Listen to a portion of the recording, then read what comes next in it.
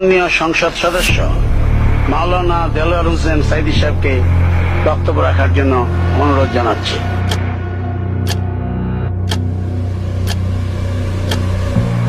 সুতরাং আমাকে যারা রাজাকার বলবে তারা পিতৃ পরিচয়হীন অবৈধ সন্তান।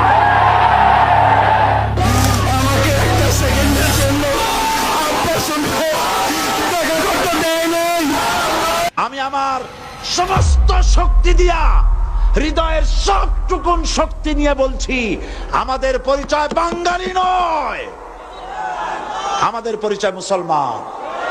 চিল্লায় বলো, আমাদের পরিচয় কি? মানবতা বিরোধী অপরাধের মামলায় দেলোয়ার হোসেন সাঈদীর আমৃত্যু কারাদণ্ড বহাল রেখেছে।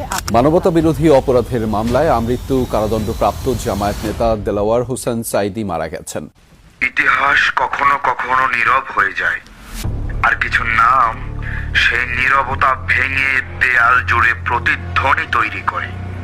সময়ের আবর্তে একজন মানুষ কিভাবে একটি দেশের রাজনীতির অন্যতম আলোচিত ও বিতর্কিত চরিত্র হয়ে ওঠেন, এটি শুধু একটি জীবনের গল্প নয়, এটি একটি দীর্ঘ 13 বছরের বন্দি জীবন এবং একটি অধ্যায়ের পরিসমাপ্তি। Welcome to the show of Allama Delwar Hossain Sayeedi. আজ আমাকে কথা বলতেই হবে ইনশাআল্লাহ, কারণ আগামীতে আবার আপনাদের সাথে দেখা হবে কিনা আমি জানি না। কথা বলতেই হবে। বিড়ালের মতো 500 বছর বেঁচে থাকার কোনো লাভ নাই। সিংহের মতো 1 ঘন্টা বাঁচতে চাই।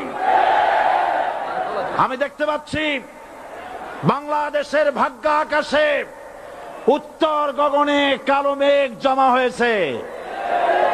ঝড়ের পূর্বাভাস লক্ষ্য করছি। যদি মোকাবেলা করতে না পারেন সক্ষম ভাবে, এমন অন্ধকার গাঢ় কালো অমাবস্যা রাত আসতে পারে যার সুবে সাদেক হওয়া অসম্ভব।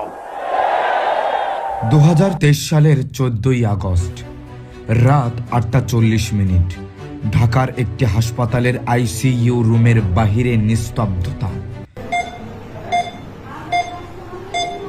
যখন ডাক্তারদের একটি ঘোষণা শেষ করল, 83 বছরের এক দীর্ঘ এবং ঝোড়ো অধ্যায়। শুনে রাখো চট্টগ্রামের লক্ষ লক্ষ জনতা, পার্লামেন্টে যখন আমাকে এই কথা বলা হয়েছিল, আমার পার্লামেন্টের কলিগ